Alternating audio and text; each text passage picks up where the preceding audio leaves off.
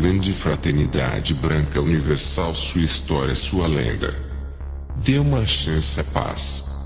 Em termos de sociedade secreta, não há registro de nada mais antigo nem mais secreto, secretíssimo do que a grande fraternidade branca ou grande loja branca. Seus integrantes, afinal, são invisíveis e atemporais.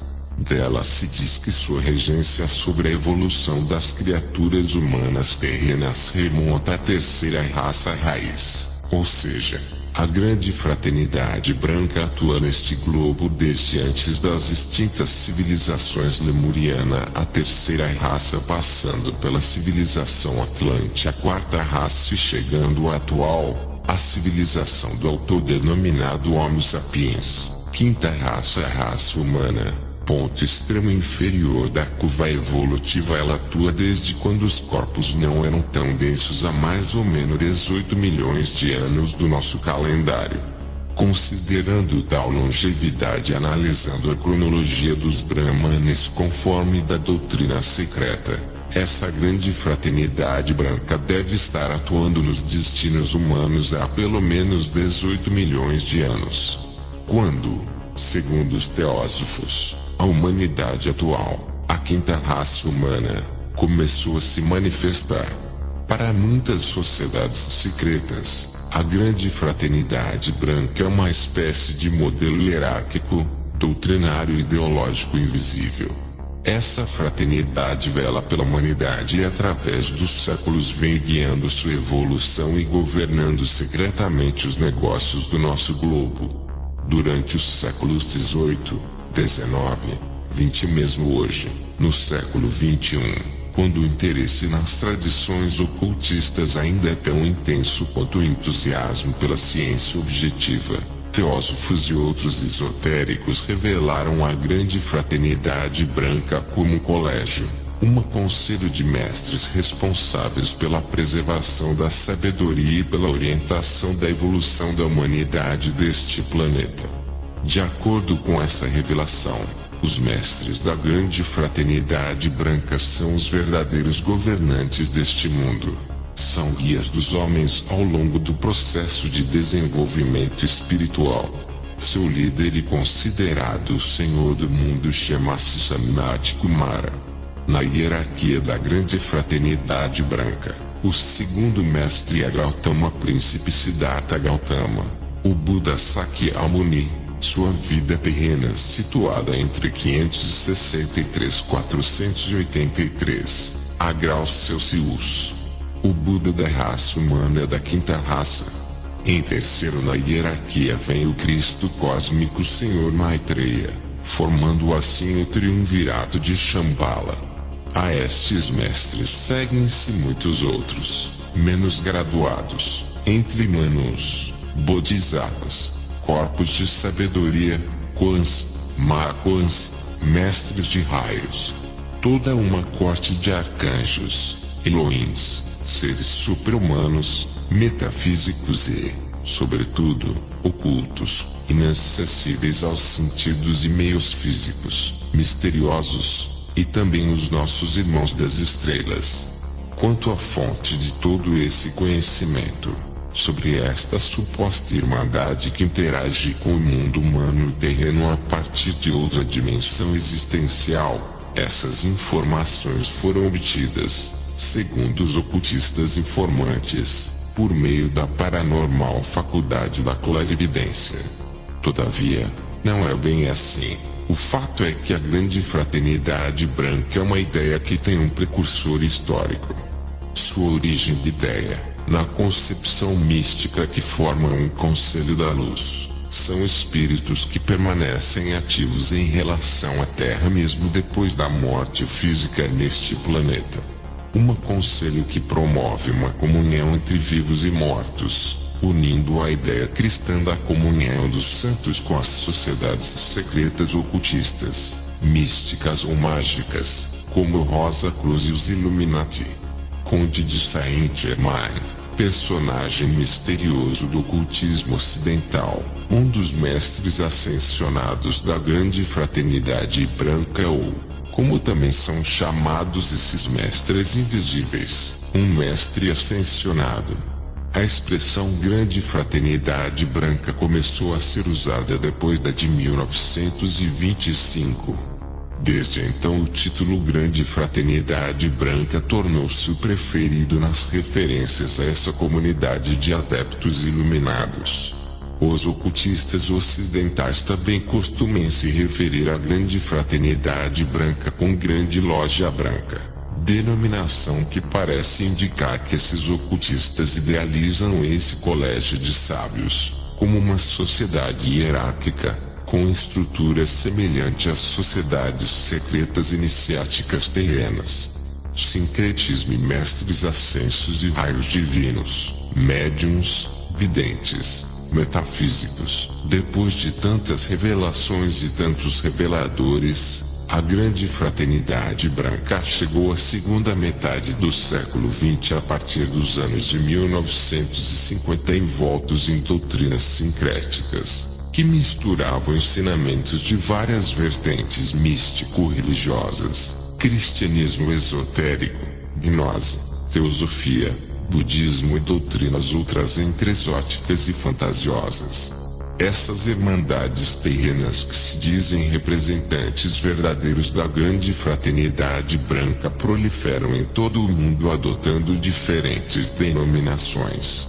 O conceito do colegiado de mestres ascensos obteve enorme aceitação entre esotéricos da nova era, resultando na formação de numerosas irmandades, fraternidades, sociedades, muitas delas fazendo a absoluta questão de serem legítimos Rosa-Cruzes, outras, proclamando-se profetas contemporâneos guiados pelos ascensionados.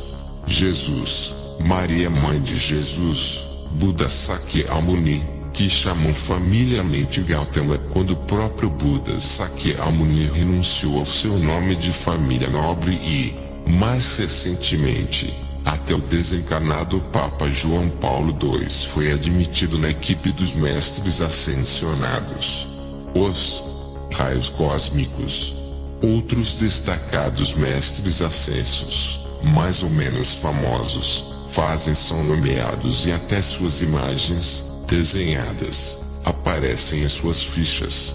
São alguns deles, Elmora, Hilarion, classificados como Koans, ou seja, mestres do raio, Utumi que foi popularizado pela teosofia, mestra nada que tem sido identificada com Maria de Nazaré, Maitreya, Palas Athena, aquela mesma, da mitologia grega entre outros menos famosos. O raio, na verdade, ao menos 7 deles, são emanações energéticas diferentes, cada uma sob o domínio de um mestre do raio. Esses raios têm uma cor terapêutica própria e comunicam aos que os recebem ou invocam diferentes virtudes. Esses mestres atuam sob a liderança de um superior, uma Akuan. A Grande Fraternidade Branca é uma ordem espiritual de santos do Ocidente e de adeptos do Oriente, que se reuniram ao Espírito do Deus vivente, e da qual fazem parte as hostes celestiais. Eles transcenderam os ciclos de karma e renascimento e ascenderam para essa realidade superior, que é a eterna morada da alma. A palavra branca não se refere à raça, mas à aura de luz branca que circunda esses seres. Para chegar à sede da Grande Fraternidade Branca é necessário 1. Morrer em santidade. 2.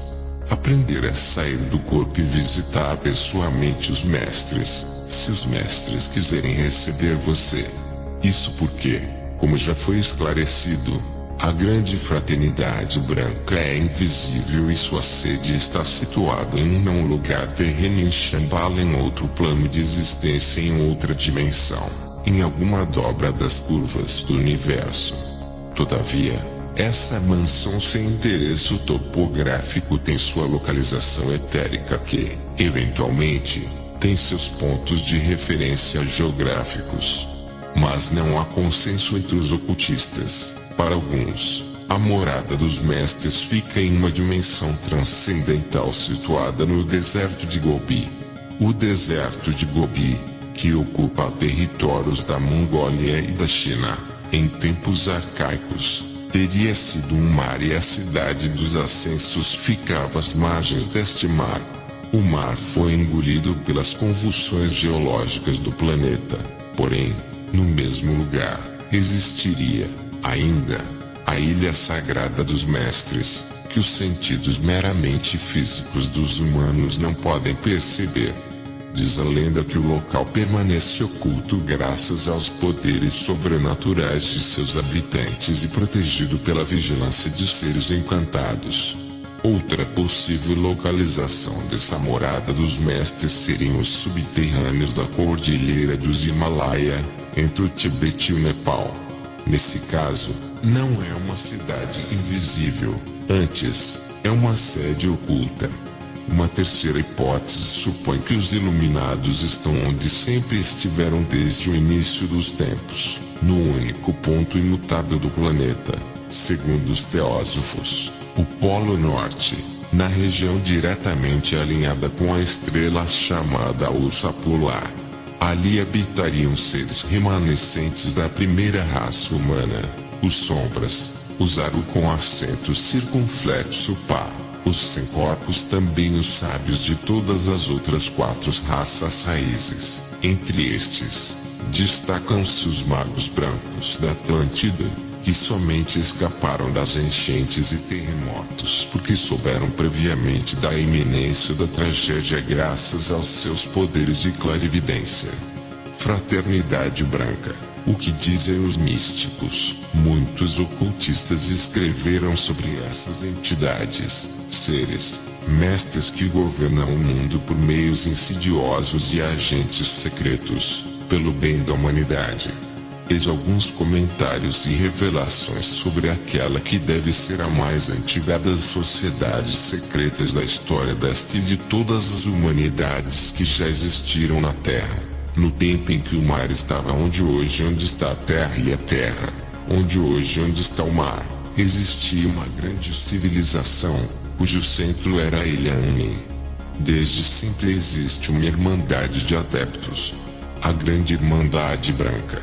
Desde sempre existiram aqueles que sabiam, aqueles que possuíam sabedoria secreta.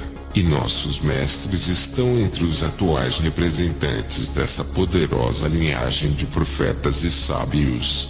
Durante incontáveis eons eles têm preservado o conhecimento.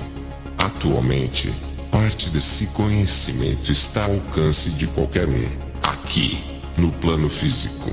O próprio mestre Kutumi disse uma vez, sorrindo, que quando alguém fala da grande mudança que o conhecimento teosófico trouxe à sua vida, ele reflete, sim, mas nós somente levantamos uma pequena ponta do véu. A Grande Fraternidade Branca é uma organização diferente de qualquer outra no mundo.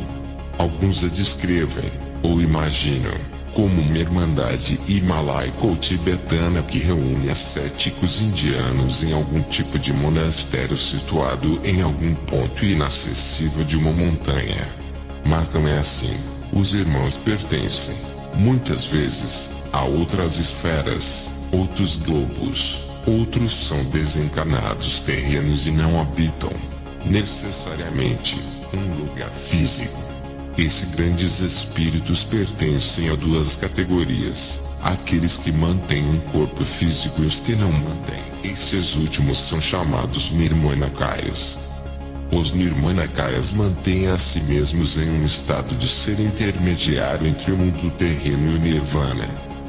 Dedicam todo o seu tempo e energia para a geração de força espiritual benéfica para a humanidade.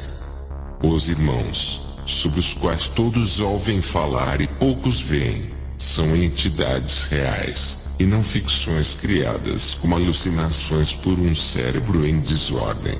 Os essênios foram representantes da Grande Fraternidade Branca, ativos na Palestina no tempo de Jesus.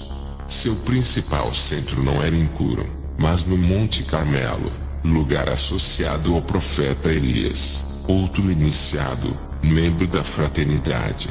Antes do nascimento de Jesus, os essênios souberam e prepararam seu advento. Chamavam-no velho irmão. Acreditava-se que ele, Jesus, foi o primeiro ser humano a completar o desenvolvimento espiritual. Aquele mesmo Jesus que viria como Messias tinha vivido muitas vidas neste planeta. Adão, Enoque, Melquisedeque, José do Egito. Preparando a chegada ou encarnação do Mestre, os essênios selecionaram várias jovens. Uma delas seria a mãe do Messias. Essas candidatas à mãe do Salvador eram educadas no Monte Carmelo. Maria foi escolhida por um arcanjo. Na fuga para o Egito, os essênios providenciaram que a Sagrada Família chegasse ao seu destino em segurança. Ao longo de toda a sua vida até o momento em que começou seu ministério público, Jesus foi treinado por mestres da grande fraternidade branca. Depois dos 7 anos passados no Egito, o menino foi levado à Índia, onde ficou por 3 anos. Depois, Pérsia, voltando à Judéia na ocasião da morte de seu tutor terreno, José. A grande fraternidade branca é um grupo de seres espirituais que existem em um espaço paralelo ao mundo físico humano. Essa fraternidade é liderada por um senhor do mundo que preside uma hierarquia de mestres que inclui o Buda Sakyamuni, o mestre Maitreya, o mestre Yelmura e o mestre Kutumi. Alguns desses mestres são pessoas desencarnadas, outros pertencem a uma mitologia religiosa e alguns não se encaixam em nenhuma dessas categorias. A fraternidade abriga, ainda, históricas personalidades religiosas, ocultistas e filosóficas: Abraão, Rei Salomão, Confúcio, Lao Tzu, Platão grego, Conde de Cagliostro, adepto latim, adeptus aquele que obteve em ocultismo, aquele que pelo desenvolvimento espiritual alcançou o grau de iniciação, ou seja, alcançou conhecimentos e poderes transcendentais e chegou à condição de mestre esotérico dos segredos. Shoa, tradução é Senhor, de Ankoa, ou seja, luzes celestiais, arcanjos. Dhyani sânscrito, anjos ou espíritos angélicos. Nome genérico aplicado a alguns seres espirituais ordenados, hierarquizados. Ciência oculta ou esotérica, a denominação usada para designar os ensinamentos secretos da antiguidade. Gnosis do grego, gnose, conhecimento. Termo empregado pelas escolas de filosofia religiosa, antes e durante os primeiros séculos do cristianismo. Conhecimento supremo ou divino através do estudo e prática das ciências ocultas ou esotéricas a fim de alcançar a posição de iniciado nos mistérios espirituais, realidade metafísica. A grande fraternidade branca, o ancião dos dias Samnati Kumara. Sua lenda, há muitas e muitas eras, há mais ou menos 18 milhões, esteve esta terra prestes a ser condenada à completa dissolução pelo Conselho Kármico Universal. Devido às trevas geradas pela humanidade, não havia, segundo o julgamento, nenhum foco de luz. Um dos anciões, o Sr. Samnati Kumara, um ser de muita luz, num gesto de alto sacrifício, intercedeu diante ao conselho dizendo que havia ainda coração que emanavam luz no planeta e pedia socorro. Com isto o planeta não poderia ser destruído. Ele se prontificou a vir salvar o planeta, abandonou o seu lar e a companhia de sua amada alma gêmea lá de Vênus. Abandonou seu planeta Vênus, onde ele era o imperador. Mas antes selecionou alguns Kumaras para que viessem na frente preparar a sua chegada. Foram escolhidos alguns casais dos quais seus corações ainda emanavam luz para que estes Kumaras pudessem encarnar como seres humanos. Veja que estes Kumaras, seres que já estavam em um alto grau de evolução, aceitaram o pedido de Samnati Kumara de passarem pelo véu do esquecimento e encarnarem na Terra para preparar a chegada do ancião dos dias Samnati Kumara. Eles nasceram em vários lugares do planeta, mas sentiam um chamado que os levava para o deserto de Gobi, bem como em seu interior sentiam que deveriam construir um templo onde um dia deveria abrigar um mestre. Quando se reuniram, começou a construção de um templo. Estas obras foram por várias vezes destruídas por energias trevosas, mas a vontade de construir o templo era maior e depois de aproximadamente 900 anos o templo foi terminado e era a molde do palácio do grande Sanat Kumara em Vênus. E deu-se o nome de Shambhala e estava preparado para receber o ancião dos dias Samnat Kumara e seus Kumaras. Aí deu-se a chegada de Samnat Kumara no planeta, que veio acompanhado de Kumaras, arcanjo, Elohims, irmãos das estrelas, os magos alquímicos de Aruanda, os orixás e muitos outros seres de luz. Todos em um mesmo propósito: salvar o planeta da destruição. Todo este cortejo aqui se estabeleceu, dando início à irradiação do espírito da grande fraternidade branca. Os iniciados o chamavam Samnat Kumara de o Senhor do Mundo ou Ancião dos Dias. Foi então que ocorreu o advento da ancoragem no planeta da chama Atrina, que chegou com um cortejo de Kumaras que trouxeram a chama azul da força e do poder, a chama amarela dourada da sabedoria e a chama rosa do amor. A ancoragem da chama Atrina foi acompanhada em um grande evento por todos os seres de luz, arcanjos, anjos, Elohims, coro de anjos, magos alquímicos de Aruanda, pelas naves dos irmãos das estrelas, e ouvia-se um som angelical durante todo o evento. Após fixar sua residência em Shambhala, o bem-amado Sanat Kumara concebeu a ideia de uma fraternidade, composta de seres que sairiam da própria evolução terrestre para instalar cada vez mais fundo a trindade sagrada que fluía da sua própria aura e daria condição de tranquilamente retornar ao seu planeta de origem, sabendo que o trabalho da luz continuaria a desenvolver-se na Terra.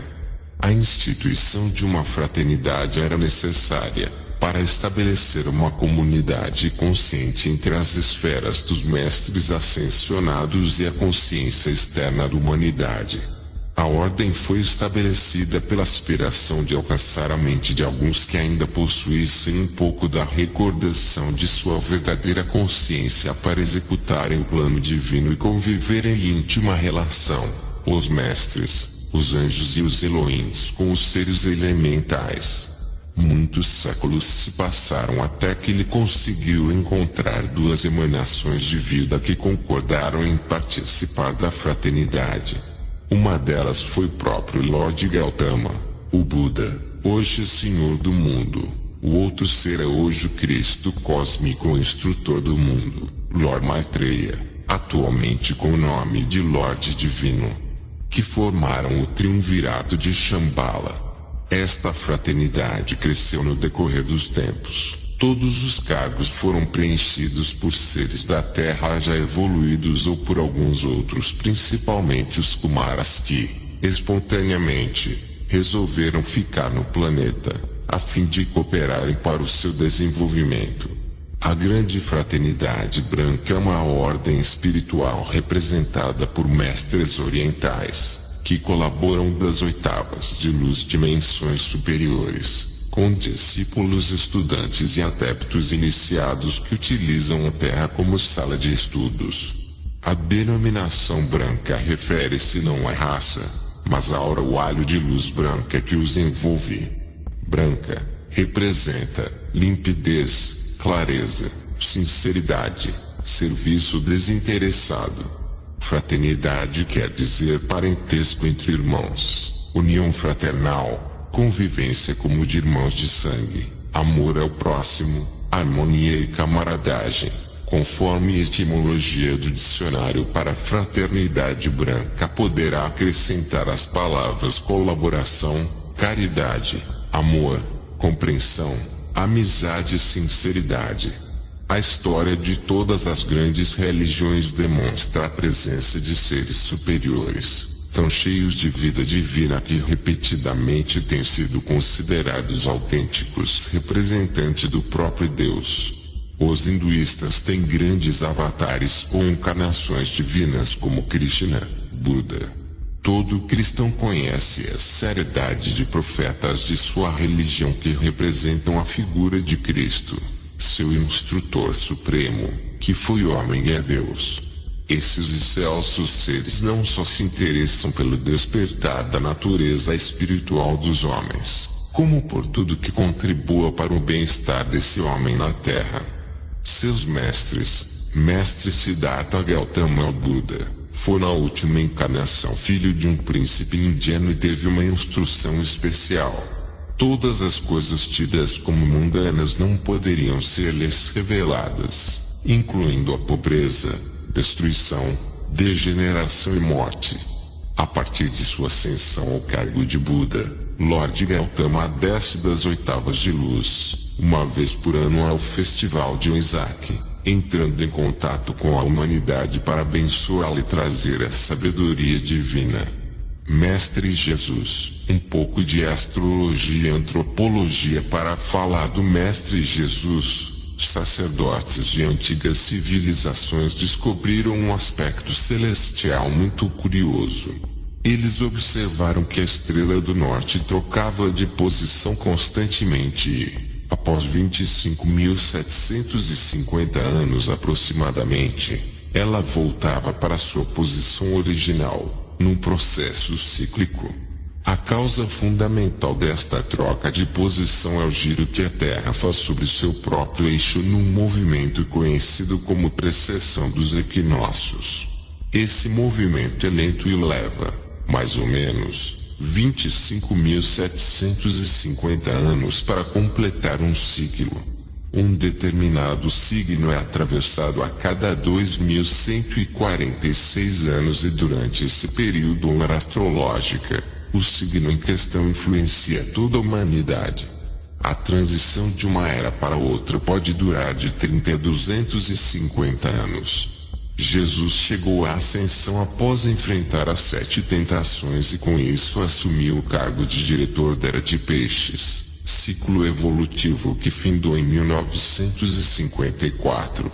Nesse período, foi também Chuan dispensador do sexto raio, a energia de Deus que eleva a vida e os seres por meio da devoção, da compaixão e da entrega. O Mestre Jesus, enquanto encarnado, ofereceu-nos um espelho para a visão mais gloriosa de nós mesmos, a de filhos de Deus, capazes de amar incondicionalmente e de transcender todos os limites e ilusões da matéria, sobretudo a morte. Mestre El Morya, sua última encarnação na Terra como El Morya Khan, filho e herdeiro do trono do monarca Ali Vardi Khan, em Bangladesh. Como sucessor do seu pai, não seguiu essa estrutura que estava a se destinada. Dedicou-se a ser um líder religioso pelo restante da sua vida, passando pelos portais da iniciação em 1888 e ascendeu 10 anos depois, em 1898. Teve esse mestre outras encarnações importantes na Terra, sempre conduzindo as pessoas e liderando o desenvolvimento da vontade divina. Mestre El Morya foi também o rei Arthur, Thomas Becket e Thomas More. Mestre Morya e Mestre Kutumi foram amplamente responsáveis pela realização da fundação da Sociedade Teosófica no final do último século, uma das mais famosas escolas esotéricas.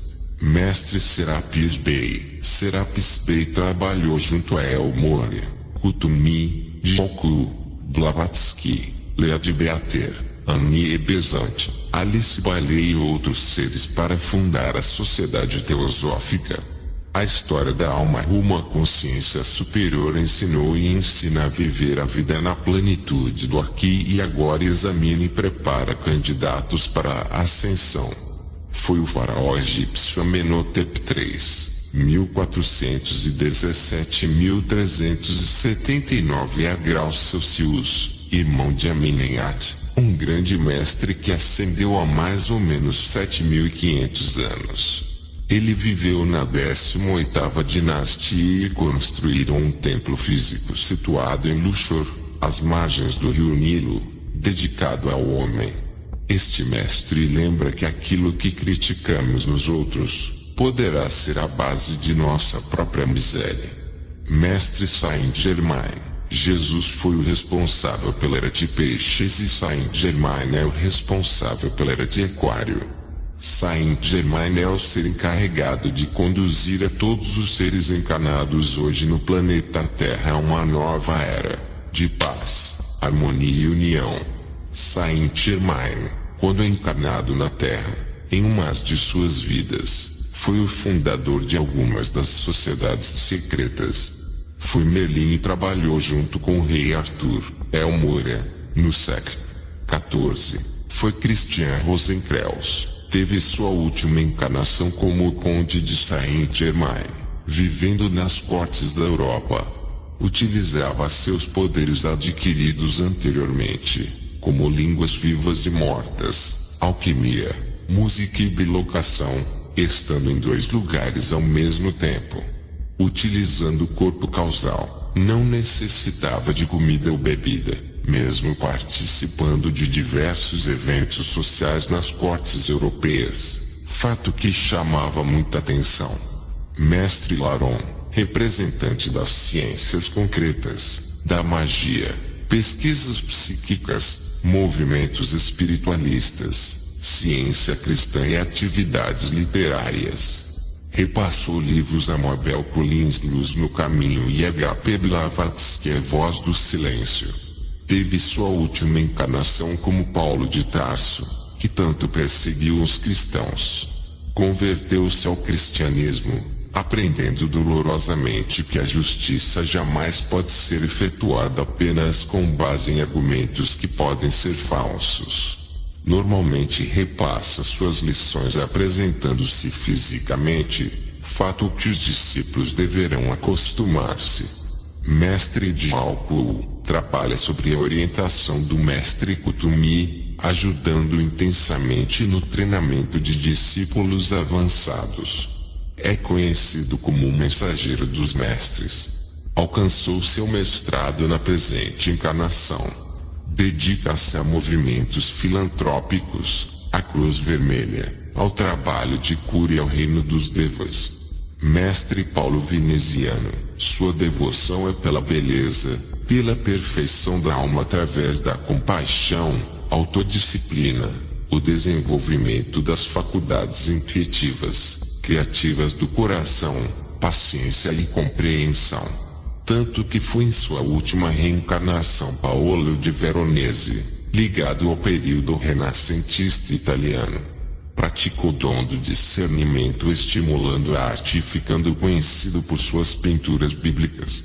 Mestre Kutumi, também conhecido como Koutoumi, ou Kaigaou Ramatis. Kutumi foi em uma de suas reencarnações fundador da Fraternidade Sênia. Foi também São Francisco de Assis, Baltazar, um dos 3 rios magos, Pitágoras e na última encarnação a pessoa do sábio Kutumi Kalsing, onde morava ao pé das montanhas Himalaia, numa localidade chamada Shigatse, vivendo 320 anos. Nesta vida viveu seus anos em convento de lamas, em Shigatse, no Tibete. Kutumi é líder de um grupo chamado Irmãos do Manto Dourado. Mestra Nada completou sua ascensão no ano 700 a graus Celsius, através da chama rosa do amor divino. Ainda na Terra, pertencia a uma família da Mesopotâmia e possuía irmãs ligadas à área artística. Ainda pequena, sentia-se deficiente ante as irmãs, tendo como instrutora a bem-amada Caridade. Passava horas em silêncio irradiando para as irmãs o amor impessoal. O talento da dança, canto, declamação ia crescendo nas suas irmãs. As mesmas nunca ficaram sabendo que ela tão pequena ainda as ajudava no crescimento dessas qualidades. Aprendeu nessa época o que significava seu nome, nada.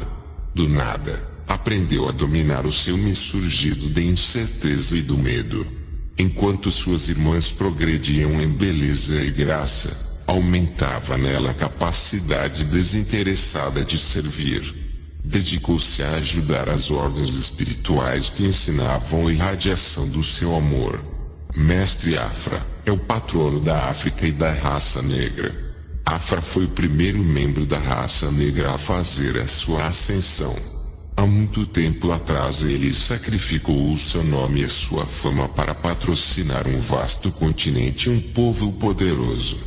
Quando Afra ascendeu, pediu para ser chamado simplesmente de um irmão, ou frater, em latim.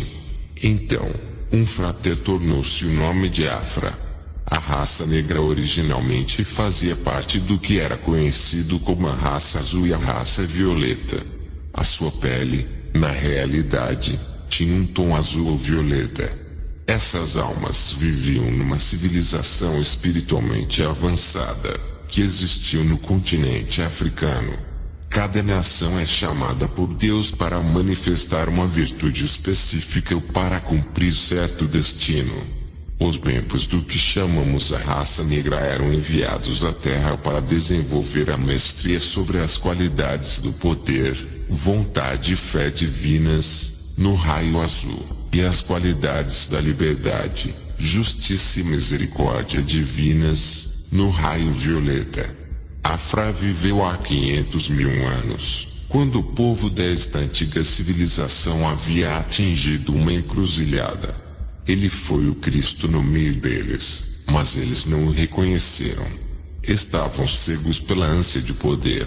Mestre Maitreya, o Cristo cósmico, Maitreya, o mestre ascenso cujo nome significa bondade, está cumprindo seu juramento de tutorar na Terra as almas que desejam trilhar o caminho do Bodhisattva. Ele, que vestiu o manto do Senhor Divino na escola de mistérios da Lemúria, Éden, veio em resposta ao chamado da Mãe Divina para salvar os portadores de luz.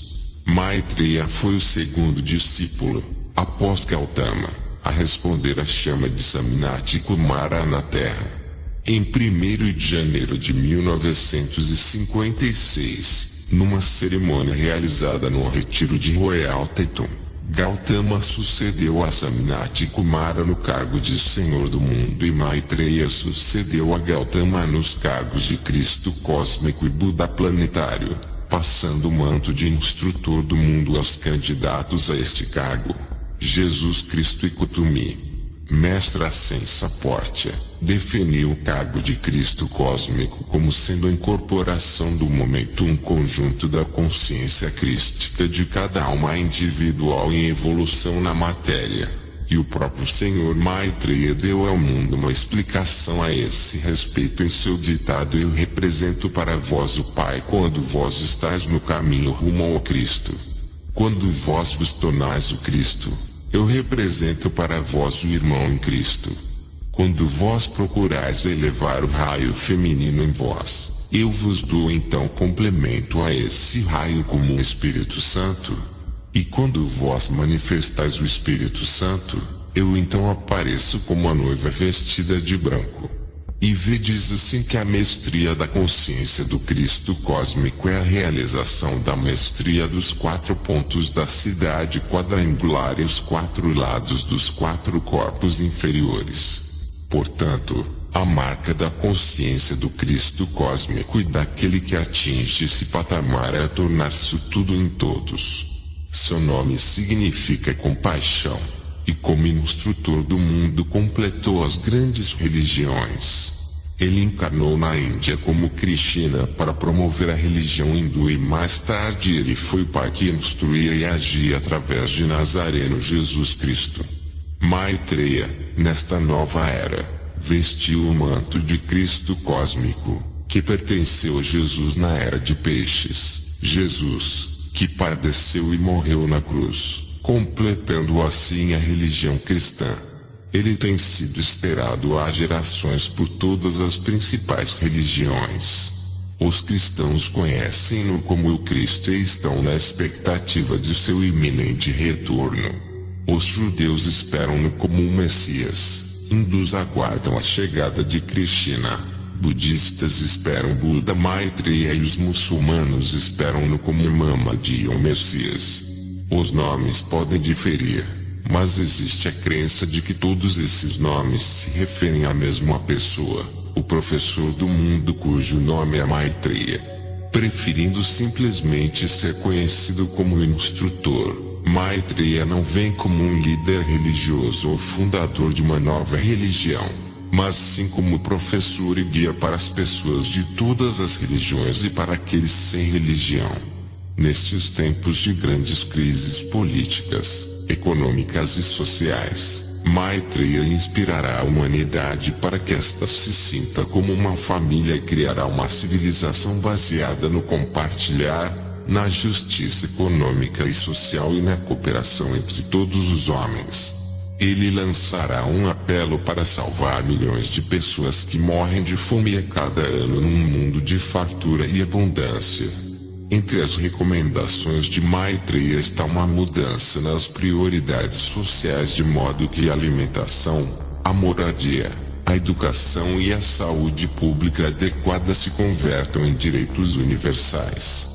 Sob a inspiração de Maitreya, a humanidade fará as mudanças necessárias e criará um mundo mais razoável e justo para todos.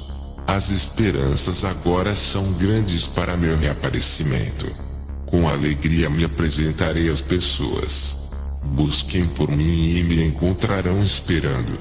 Procurem por mim e peguem minha mão. Eu necessito sua ajuda para estar diante de vocês, para abençoar este mundo e ensinar, para mostrar aos homens que o caminho é simples, requer somente aceitar a justiça e a liberdade, compartilhar e amar. A grande fraternidade branca, a poderosa hierarquia cósmica que tem como objetivo primordial auxiliar a humanidade no seu complexo processo evolutivo. Todos os caminhos que conduzem à fonte estão sob sua regência. Os seus componentes vivem num campo vibratório de perfeição e bem-aventurança. Dentre eles encontram-se seres solares, arcanjos, Elohim, mestres ascensionados e diversificadas sublimes categorias provindas da grande luz como os irmãos das estrelas. Estão aí representados os três reinos que evoluem no planeta, humano, angélico e elemental. Muitos dos mestres ascensionados viveram na Terra em corpos físicos e num ato de supremo amor, abdicaram da permanência em elevadíssimas esferas de beleza e perfeição para dedicarem-se à evolução planetária. Para a realização de seus planos, a grande fraternidade branca conta, ainda, com o auxílio de seres não ascensionados presos à roda das encarnações que, voluntariamente, cooperam com o serviço divino, atraindo e irradiando para o planeta e os reinos que aqui evoluem as grandiosas bênçãos da sagrada hierarquia, os trabalhadores da luz. Os seres que a integram irradiam bênçãos divinas para a Terra, subdivididos em grupos que correspondem às 7 esferas ou raios cósmicos: azuis, dourado, rosa, branco, verde, rubi, violeta. Cada raio com as virtudes que lhes são peculiares e que compõem os dons ou virtudes do Divino Espírito. A fraternidade branca elabora e desenvolve, segundo as necessidades dos reinos em evolução no planeta, um calendário anual de atividades, com a abertura periódica de templos situados em plano sutil, de forma a garantir que esses reinos sejam abastecidos com as energias impulsoras do processo evolutivo, de modo a propiciar aos discípulos maior facilidade de acesso às abençoadas energias daqueles templos.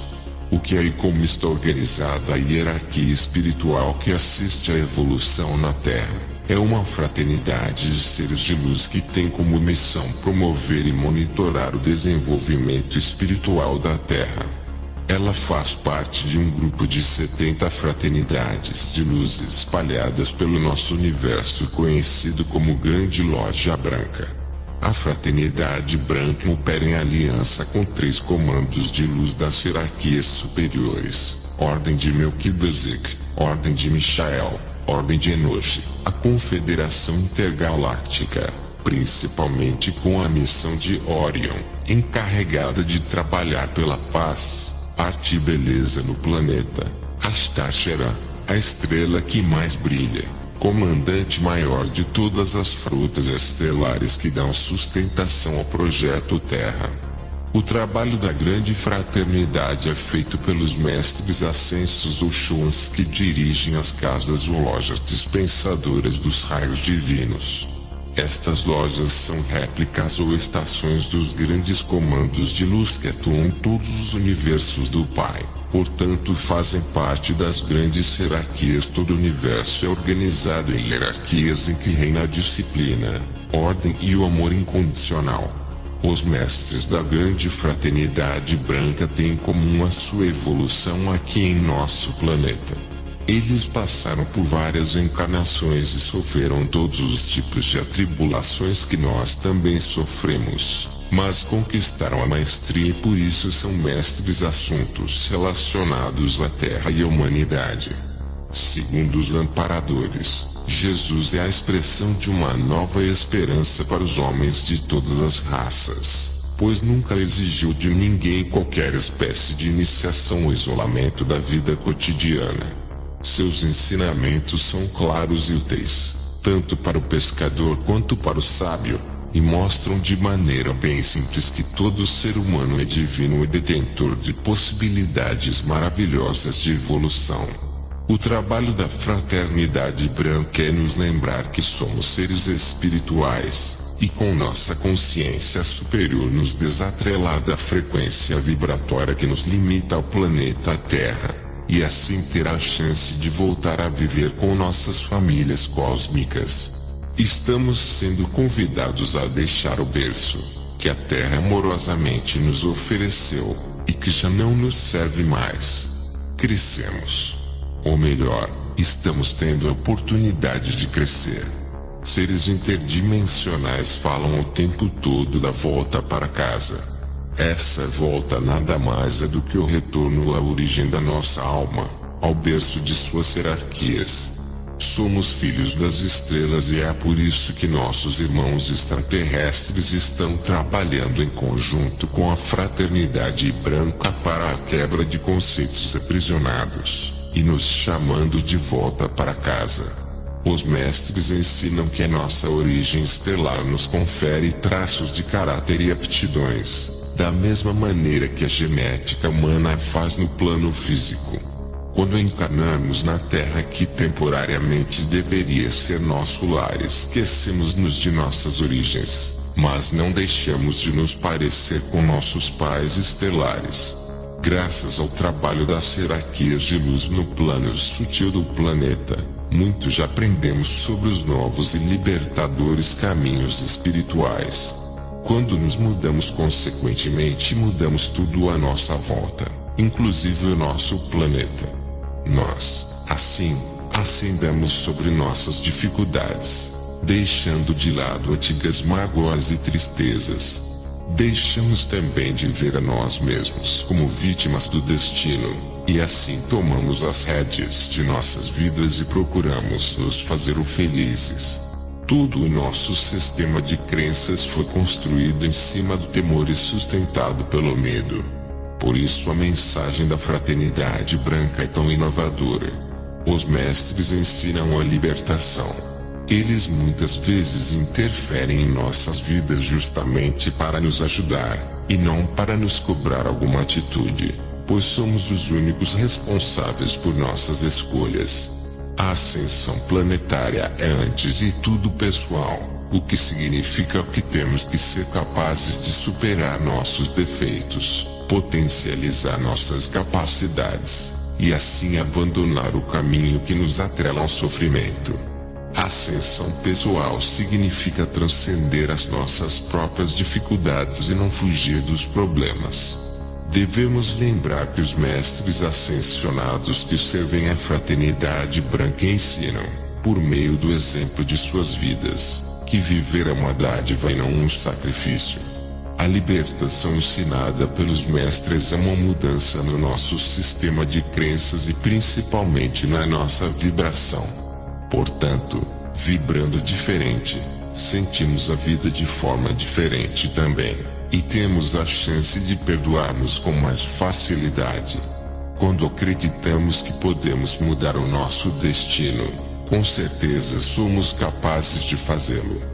O homem muitas vezes deixa escapar por entre as mãos incríveis verdades espirituais para não correr o risco de desafiar os conceitos pré-estabelecidos, que limitam o que é certo e o que é errado saber.